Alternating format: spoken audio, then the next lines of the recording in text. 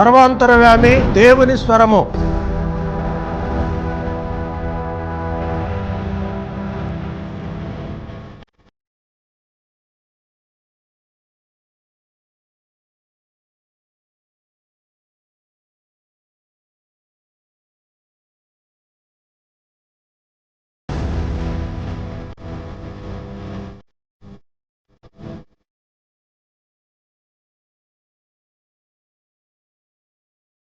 Praise the lord. Hallelujah. ప్రార్థన. అతి పరిశుద్ధుడా, మనోహరుడా, పరలోకమందున్న మా తండ్రి, మీ ఘనమైన పరిశుద్ధమైన శ్రేష్టమైన మనోహరమైన నామాన్ని బట్టి మీకే వేలాది వేల వందనాలు, స్తుతులు, స్తోత్రాలు చెల్లిస్తున్నాం. మరి ఒక సాయంకాల సమయంలో మీ సన్నిధికి వస్తుండగా ఎంతమంది శ్రోతలు నీ వాక్యం ద్వారా ఆశీర్వదించబడాలని కోరుతున్నారో ప్రతి హృదయ వాంఛను తీర్చి ఆశగుణ ప్రాణాలను తృప్తిపరిచి గిన్నెలు నిండి పొర్ల చేసి పరిశుద్ధాత్మను కుమ్మరించమని యేసు పరిశుద్ధ నామమున అడిగి వేడుకుంటున్నాం తండ్రి. ఆమేన్. ఈ కార్యక్రమాన్ని మీకు సమర్పించిన వారు శ్రీమతి దాసి ఎలిజబెత్ రాణి, అవినాష్, అనూప్, అంకిత, ప్రమీల, హైదరాబాద్. శ్రీమతి దాసి ఎలిజబెత్ రాణి గారు శ్రీ దాసి సురేష్ గారి యొక్క సతీమణి ఉన్నారు. శ్రీ దాసి సురేష్ గారు నగరపాలక సంస్థలో సుమారు 30 సంవత్సరాలు పనిచేసి 29/11/2021 నందు ప్రభువునందు నిధించారు. కాబట్టి విడవబడిన వారి కుటుంబ సభ్యులు అలాగే వారి బంధువులు శ్రేయోభిలాషుల కొరకు ప్రార్థించాలని ప్రభు పేరుని మీకు మనవి చేస్తున్నాం. దేవుడు మిమ్మల్ని మీ కుటుంబాలను ప్రత్యేకంగా దీవించి ఆశీర్వదించి వర్ధిల్ల చేయనుగాక. ఆమేన్. ఈ దినమున మన అంశము జ్ఞానము కలిగి ఉండుడి, బీ వైస్, 18వ భాగాన్ని గురించి మనం ధ్యానించుకుంటున్నాం. గత వారములో మనం 17వ భాగాన్ని ధ్యానించాం. ఈ 18వ భాగము మరి 17వ వచనము నుండి 34వ వచనం వరకు. ఇందులో discreditable irregularities at the Eucharist and agape. ప్రభు బల్ల భోజనం అనేది ఎవరికి అది ప్రయోజనం చేకూర్చేదిగా కాక అది నిరంతర ప్రక్రియగా క్రీస్తు రాకడ కొరకు మరి అది అగాపే అనగా నిస్వార్థమైనదిగా ఉండాలని పౌలు తెలియజేస్తూ ఉన్నాడు. చూడండి, అపోస్తలుడైన పౌలు కొరింథీయులకు రాసినటువంటి మొదటి పత్రిక 11వ అధ్యాయము 17వ వచనం నుండి మనం ధ్యానించుకుందాం. మీకు ఈ ఆజ్ఞను ఇచ్చుచు మిమ్మును మెచ్చుకొనను, మీరు కూడి వచ్చుట ఎక్కువ కీడుకే గాని ఎక్కువ మేలుకు కాదు. మొదటి సంగతి ఏమనగా, మీరు సంఘమందు కూడి ఉన్నప్పుడు మీలో కక్షలు కలవని వినుచున్నాను. కొంత మట్టుకు ఇది నిజమని నమ్ముచున్నాను. మీలో యోగ్యులైన వారెవరో కనబడినట్లు మీలో భిన్నాభిప్రాయములు ఉండక తప్పదు. మీరందరూ కూడి వచ్చుచుండగా మీరు ప్రభురాత్రి భోజనం చేయటం సాధ్యం కాదు. ఎలాగనగా మీరు ఆ భోజనము చేయనప్పుడు ఒకనికంటే ఒకడు ముందుగా తన మట్టుకు తాను భోజనం చేయుచున్నాడు. ఇందువలన ఒకడు ఆకలిగొనును, మరి ఒకడు మత్తుడగును. ఇదేమి, అన్నపానములు పుచ్చుకున్నటకు మీకు ఇండ్లు లేవా? దేవుని సంఘము తిరస్కరించి పేదలకు సిగ్గుపరచుదురా? మీతో ఏమి చెప్పుదును? దీనిని గూర్చి మిమ్మను మెచ్చుదునా? మెచ్చను. నేను మీకు అప్పగించిన దాన్ని ప్రభు వలన పొందితిని. ప్రభు అయిన యేసు తాను అప్పగింపబడిన రాత్రి ఒక రొట్టెనెత్తుకొని కృతజ్ఞతాస్తుతులు చెల్లించి దానిని విరిచి, ఇది మీ కొరకైన నా శరీరము, నన్ను జ్ఞాపకం చేసుకున్నట్టుకై దీన్ని చేయడని చెప్పాను. ఆ ప్రకారమే భోజనమైన పిమ్మట ఆయన పాత్రను ఎత్తుకొని, ఈ పాత్ర నా రక్తం వలన క్రొత్త నిబంధన, మీరు దీనిలో త్రాగునప్పుడల్లా నన్ను జ్ఞాపకం చేసుకున్నట్టుకై దీన్ని చేయడని చెప్పాను. మీరు ఈ రొట్టెను తిని ఈ పాత్రలోని త్రాగునప్పుడల్లా ప్రభువు వచ్చే వరకు ఆయన మరణమును ప్రచురించుదురు. కాబట్టి ఎవడు అయోగ్యముగా ప్రభు యొక్క రొట్టెను తిన్నో లేక ఆయన పాత్రలోని త్రాగును వాడు ప్రభు యొక్క శరీరమును గూర్చి రక్తమును గూర్చి అపరాధేగును. కాబట్టి ప్రతి మనుషుడు తన్ను తాను పరీక్షించుకొనవలెను. అలాగు చేసి ఆ రొట్టెను తిని ఆ పాత్రలోని త్రాగవలెను. ప్రభువు శరీరమని వివేచింపక తిని త్రాగువాడు తనకు శిక్షావిధి కలుగుటకే తిని త్రాగుచున్నాడు. ఇందువల్లనే మీలో అనేకులు బలహీనులను రోగులనై ఉన్నారు. చాలామంది నిద్రించుచున్నారు. అయితే మనలను మనమే విమర్శించుకునే ఎడల తీర్పు పొందకపోదము. మనము తీర్పు పొందిన ఎడల లోకముతో పాటు మనకు శిక్షావిధి కలగకున్నట్లు ప్రభు చేత శిక్షింపబడుచున్నాం. కాబట్టి నా సహోదరులారా, భోజనం చేయుటకు మీరు కూడి వచ్చినప్పుడు ఒకరి కొరకొకడు కనిపెట్టుకుని ఉండుడి. మీరు కూడి వచ్చుట శిక్షావిధికి కారణము కాకుండానట్లు ఎవడైనను ఆకలిగొని ఎడల తన ఇంటనే భోజనం చేయవలెను. నేను వచ్చినప్పుడు మిగిలిన సంగతులు క్రమపరుతును. కొరింథు సంఘములో ఆదిమ కాలంలో జరిగిన ఒక తంతు ఏమిటంటే, మరి వారు సంఘమునకు ఆదివారము కూడి వచ్చినప్పుడు వారందరూ ఎవరికి వారుగా పెద్ద పెద్ద మూటలు తీసుకొని వచ్చి మరి రొట్టెలు ద్రాక్షారసం భోంచేసి త్రాగడం ప్రారంభించారు. ఈ చివరికి ఇది ఎలా తయారైందంటే, మేము ముందు వచ్చాం, మేము ముందు భోంచేస్తాం, మీరు లేటుగా వచ్చారు, మీరు వెనక భోంచేయండి అని పోటీ తత్వం ఎక్కువైపోయింది. ఒకరికంటే ఒకరు పోటీలు పడి గొప్ప గొప్ప మూటలు తీసుకొచ్చి సంఘంలో భోంచేయడం ప్రారంభించారు. చివరాఖరికి సంఘము ఎలా తయారైందంటే ఒక భోజనశాలగా తయారైంది. చాలా సంఘాలు నేడు ఈ ప్రభు బల్ల కార్యక్రమం ఇచ్చే ఆదివారము భోజనముల చేత సంఘములను ఆకర్షిస్తూ ఉన్నారు. కనుక ఈ సంఘాల్లో కూడా మరి ప్రచారం ఎక్కువైపోయింది. ఫలానా సంఘం దగ్గరికి వెళ్తే బిర్యానీ పెడుతున్నారు, ఫలానా సంఘం దగ్గరికి వెళ్తే చేపలు పెడుతున్నారు, ఫలానా సంఘం దగ్గరికి వెళ్తే మాంసం పెడుతున్నారు. అయితే ఆదివారము మీరు వచ్చేది ప్రభువు శరీరమైనటువంటి ఆ రొట్టె కొరకు, లేదా ప్రభువు రక్తమైనటువంటి ఆ ద్రాక్షారసం కొరకు కాదు. మీరు వచ్చేది దేని కొరకంటే రొట్టెలు, చేపలు, మాంసము, చికెన్ బిర్యానీలు, మటన్ బిర్యానీలు ఎవళ్ళు ఎక్కువగా పెడతారో, ఎక్కడ ఎక్కువ క్వాంటిటీ ఉంటుందో, ఎక్కడెంత క్వాలిటీ ఉంటుందో వాటిని లెక్కించుకోవడానికి మీరు వస్తున్నారే కానీ ప్రభు శ్రమలలో పాలు పంపులు పొందడానికి, లేదా ప్రభు యొక్క శ్రమలలో మీరు పాలివారు అవడానికి మీరు ఏమాత్రం రావడం లేదు. మీ గొప్పలు చెప్పుకోవడానికి అక్కడికి వస్తున్నారు అని పౌలు సెలవిస్తూ ఉన్నాడు. కనుక మీరు వచ్చినప్పుడు మీరు కూడి వచ్చుట పోటీలు పడడానికి కాదు, ఒకరికంటే ఒకడు కుర్చీలు ముందుగా వేసుకోవడానికి కాదు, ఒకరి కుర్చీ కంటే మరి ఒకరి కుర్చీ పెద్దదై ఉండడానికి కాదు, ఒకరికి ఉన్నటువంటి ఆ యొక్క స్తోమత కంటే మరి ఒకరి స్తోమత హెచ్చైనదిగా ఉండటానికి కాదు. మీరు వచ్చేది అక్కడ ప్రభువు శిలువ ధ్యానము చూడాలి, అక్కడ ప్రభువు రక్తము ఆ గొల్గోతా కొండను చూడాలి, ఆ కల్వరి కొండ మీకు గుర్తుకు రావాలి, ఆయన పొందిన ఆ 7 గాయములు మీకు గుర్తుకు రావాలి, ఆయన పొందిన ఆ కొరడా దెబ్బలు మీకు గుర్తుకు రావాలి.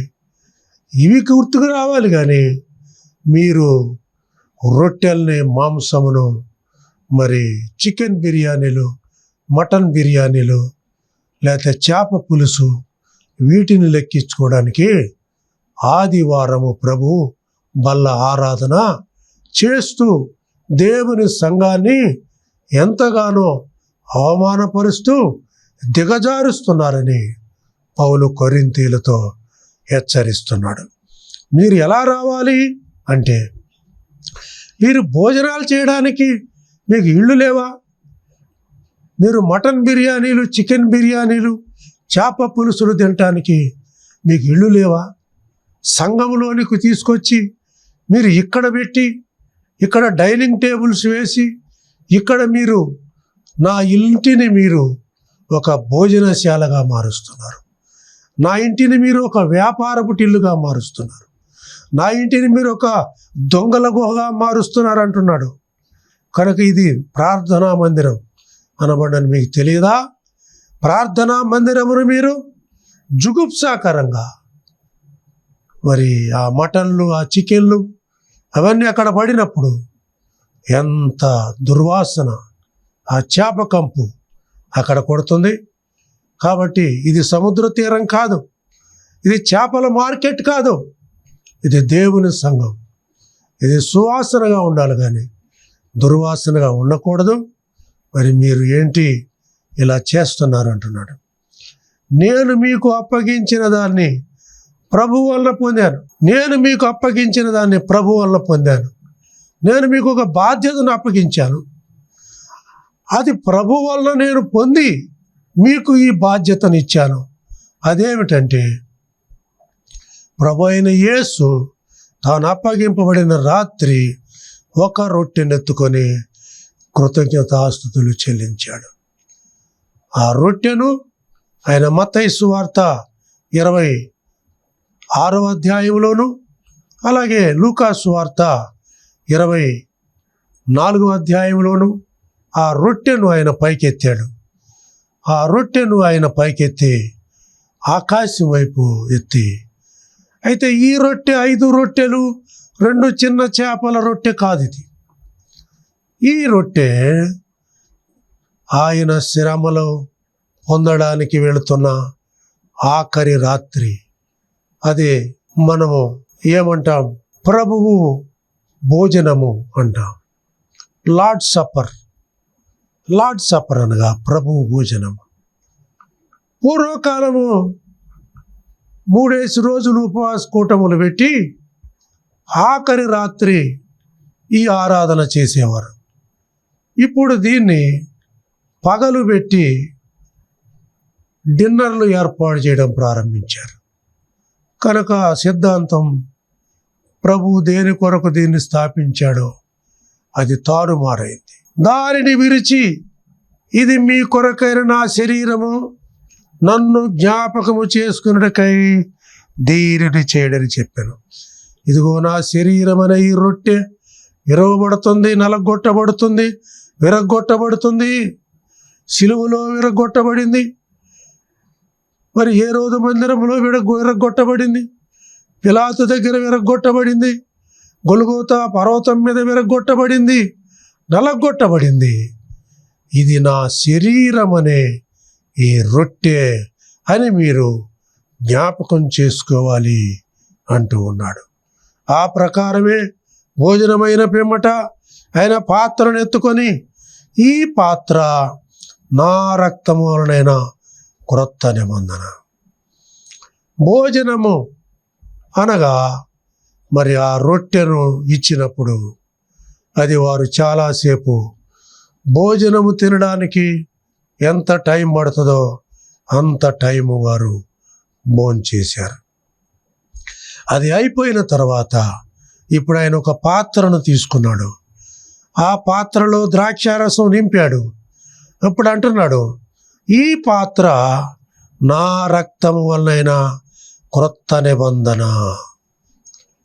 పాతవి గతించాయి. పాత కావినెంట్, పాత నిబంధన గతించింది. పాత ఒడంబడిక గతించింది.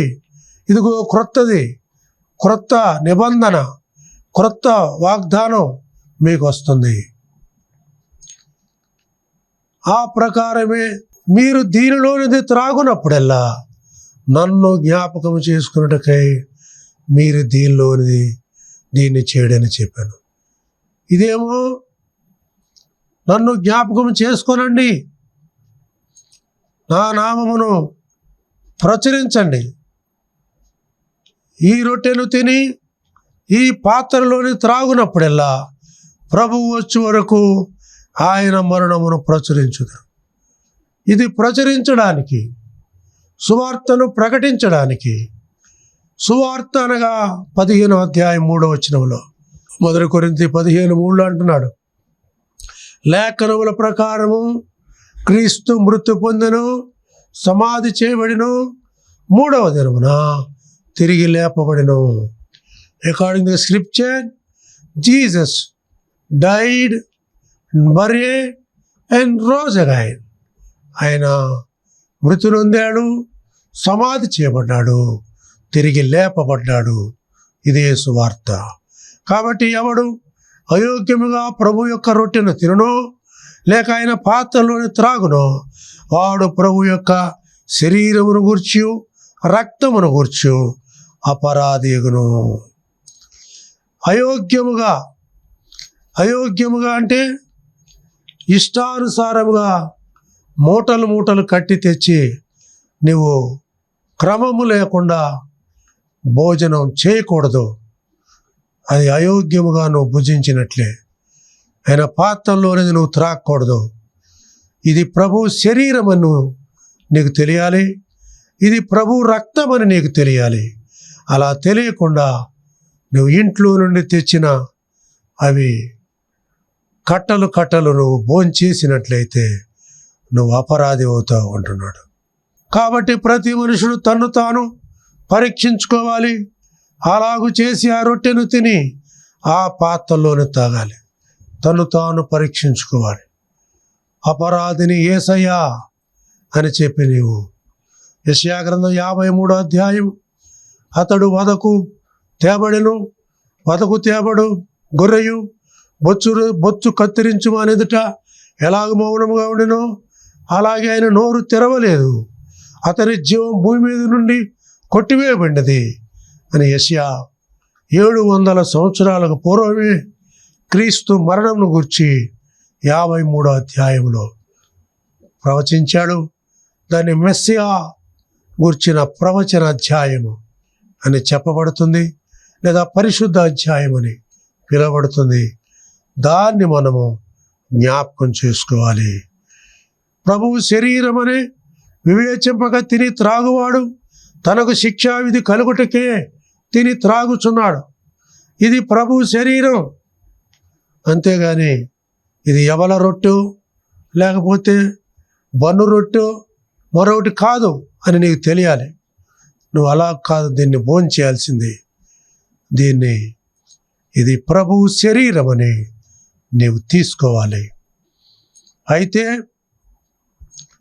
ఇందువల్లనే మీలో అనేకులు బలహీనులను రోగులనై ఉన్నారు.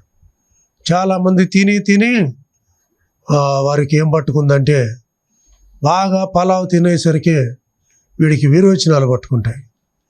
బాగా పలావ్ తినేసరికి వీడికి ఏముంది, తెల్లారి పొట్టంతా బెగదీసిపోయి మంచానికి అతుక్కుపోతాడు, అటు ఇటు దొర్లుతూ ఉంటాడు. ఏంటంటే రాత్రి పలావ్ ఎక్కువ తినేసానంటాడు. అన్లిమిటెడ్గా నువ్వు తినేయటం వల్ల ఏమవుతుంది, బలహీనత, రుగ్మత సంక్రమిస్తుంది. ఇలా తిని దొర్లుతున్నారు అంటున్నాడు. చాలామంది నిద్రించున్నారు, కొంతమంది తిని చచ్చిపోయారంట కూడా. ఓవర్ ఈటింగ్, బాగా తిని పొట్ట పగిలి చచ్చారు. అయితే మనల్ని మనమే విమర్శించుకునేలా తీర్పు పొందకపోదుము. మనల్ని మనమే విమర్శించుకోవాలి. అలా విమర్శించుకున్నప్పుడు తీర్పులో నుండి మనము తప్పించుకుంటాం. మనము తీర్పు పొందిన ఎడల లోకముతో పాటు మనకు శిక్షావిధి కలుగుకున్నట్లు ప్రభువు చేత శిక్షించబడుచున్నాం. ఒకవేళ మనము తీర్పు పొందినట్లయితే లోకముతో పాటు మనకు శిక్ష విధించబడకుండా ప్రభువు చేత శిక్షించబడుతున్నాం. లోకముతో శిక్ష అంటే అది నరకమునకు నిర్ణయించబడిన వారు. ప్రభువు చేత శిక్షించబడటం అంటే ప్రభువు తన్ను ప్రేమించు వారిని గద్దించి శిక్షించునని హెబ్రీ 13లో పౌలు రాస్తున్నాడు.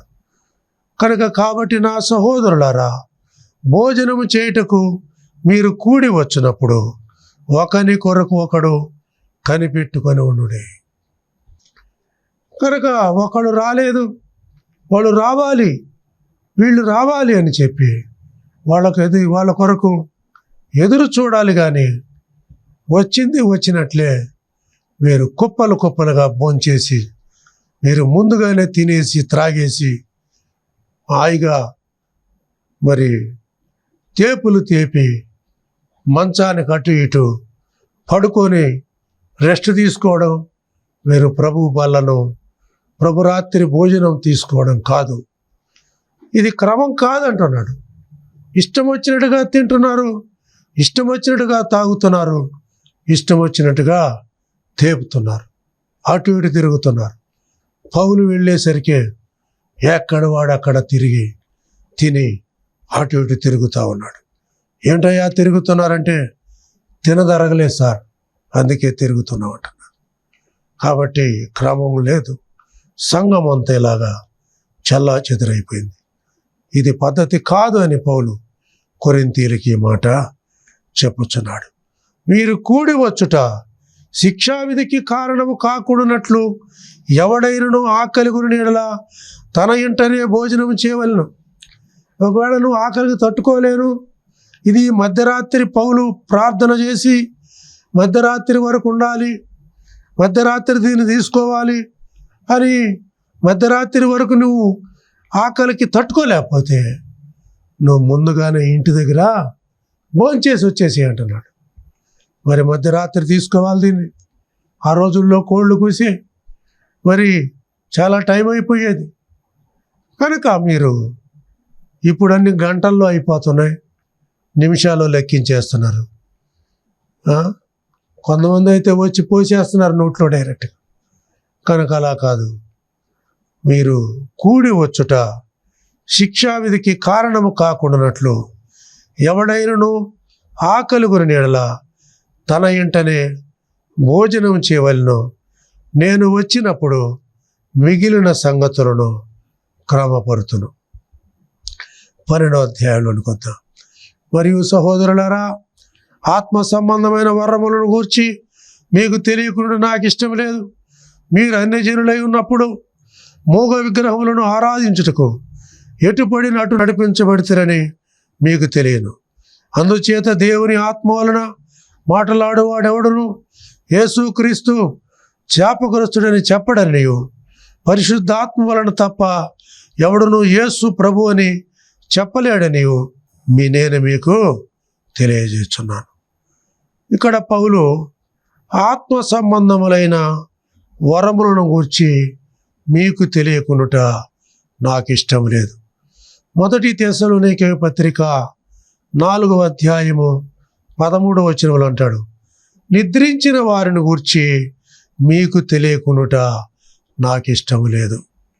ఇక్కడేమో ఆత్మ సంబంధమైన వరములను గూర్చి మీకు తెలియకునుట నాకు ఇష్టం లేదు అంటున్నాడు. మీరు అన్యజనులై ఉన్నప్పుడు మూగ విగ్రహములను ఆరాధించుటకు ఎటుపడిన అటు నడిపింపబడితేరని మీకు తెలియను. మరి అన్యజనులు ఉన్నప్పుడు మూగ విగ్రహాలు, మూగవి అంటే అది జీవము లేనిది, ప్రాణము లేనిది, ఒక పదార్థము చేత నిర్మించబడినది, అచేతనమైనది. దాన్ని మీరు తీసుకొచ్చారు. దాన్ని మీరు మరి కొరింథీయులకు, ఎఫెసీయులకు, ఫిలిప్పీలకు కొన్ని విగ్రహాలు ఉన్నాయి. మరి అపోస్తలుల కార్యము 19వ అధ్యాయంలో మనం వెళ్తే అక్కడ ఆర్తెమీ దేవి యొక్క ఆలయము మనకు కనబడుతుంది. అపోస్తలుల కార్యం 16వ అధ్యాయంలో ఆ పౌలు శీలలు పూతోను అనే దయ్యమును వెళ్ళగొట్టినప్పుడు, ఆ చిన్నదాన్ని స్వస్థపరిచినప్పుడు అక్కడ కంసాలి వాళ్ళు అన్నారు, వీరు మన ఆర్తెమీ దేవి యొక్క విగ్రహారాధనను భంగపరుస్తున్నారు. విగ్రహాలు విక్రయం కాకుండా వీరు మన దేవతలకు, మన వ్యాపారానికి నష్టము కలుగజేస్తున్నారు, నాశనము కలుగజేస్తున్నారు. వీళ్ళు శాపగ్రస్తులంటి వారు, మరి వీళ్ళని పట్టుకోండి అని చెప్పి వారిని పట్టుకొని ఒకటి తక్కువ 40 దెబ్బలు కొట్టి వారిని చెరసాల్లో వేసి కాళ్లకు చేతులకు బొండెలు వేసి బిగించినప్పుడు మధ్యరాత్రి వేళ వాళ్ళిద్దరూ పాటలు పాడుతూ దేవునికి ప్రార్థన చేయుచుండగా ఇదిగో భూకంపం వచ్చింది, ప్రాకారపు గేట్లు తెరవబడ్డాయి, జైలు గోడలు ఊడిపోయాయి, వీళ్ళ కాళ్ళు చేతులుకున్నటువంటి బొండెలు తెగిపోయాయి. చెరసాల నాయకుడు ఖైదీలు పారిపోయారేమో అనుకొని దీపం వెలిగించి తీసుకొని వచ్చి అంటున్నాడు, అయ్యో వీళ్ళంతా పారిపోయారనుకొని కత్తితో తన్ను తాను పొడుచుకొనబోయాడు. అప్పుడు పౌలు సీల అంటున్నారు, ఇదిగో నువ్వు ఏ హాని చేసుకునవద్దు, మేమంతా ఇక్కడే ఉన్నాం అన్నప్పుడు ఆ జైలు నాయకుడు వారి విశ్వాసమును చూచి అంటున్నాడు, ఎలారా రక్షణ పొందులకు నేనేం చేయాలి అన్నప్పుడు ప్రభు అయిన యేసునందు విశ్వాసం ఉంచుము, అప్పుడు నీవు నీ ఇంటి వారిను రక్షణ పొందురని చెప్పి ఆ రాత్రి అతడు వారిని తన ఇంటికి తోడుకొని వెళ్ళి ఇంటి వారందరితో కూడా బాప్తీసం పొంది వారి గాయములు కడిగి కట్లు కట్టి వారితో కూడా భోజనం చేసి వారిని సాగనిపోయినట్లుగా మనం చూస్తున్నాం. దేవుడి మాటల్ని దీవించునుగాక. ప్రార్థన చేసుకుందాం. అతి పరిశుద్ధుడా, మనోహరుడా, చెప్పబడిన లేఖన భాగాన్ని శ్రోతల హృదయాల్లో ముద్రించి ఇదిగోనైనా మరి ఒక వారము మీ వాక్యాన్ని ధారాళముగా శ్రోతలకు అందించుటకు స్పాన్సర్స్ను లేవనెత్తమని, చెప్పబడిన లేఖనాల ద్వారా ఎవరైతే స్పాన్సర్ చేశారో ఆ కుటుంబాలను ప్రత్యేకంగా దీవించి వర్ధిల్ల చేయమని యేసు పరిశుద్ధ నామమున అడిగి వేడుకుంటున్నాం తండ్రి, ఆమేన్. మన తండ్రి అయిన దేవుని యొక్క ప్రేమయు, కుమారుడైన యేసుక్రీస్తు యొక్క కృపయు, పరిశుద్ధాత్మ దేవుని యొద్ద నుండి వచ్చు అన్యోన్య సహవాసమైన సన్నిధి భూలోకమున్నటువంటి సకల పరిశుద్ధులకును విశ్వాసులకును ఇంతవరకు ఆయన వాక్యమును శ్రద్ధగా ఆలకించిన ప్రార్థనా టీవీ శ్రోతలందరికీ ఇప్పుడు ప్రభువు వచ్చే వరకు సదాకాలము ఆయన ఆత్మతోడై ఉండి నడిపించునుగాక. ఆమేన్. యేసు రక్తమే జయం, శిలువ రక్తమే జయం. అపవాది శక్తులకు సర్వం నాశనం. యేసు నామమునకి సంపూర్ణ జయం కలుగునుగాక. ఆమేన్. God bless you. అందరికీ వందనాలు. Thank you.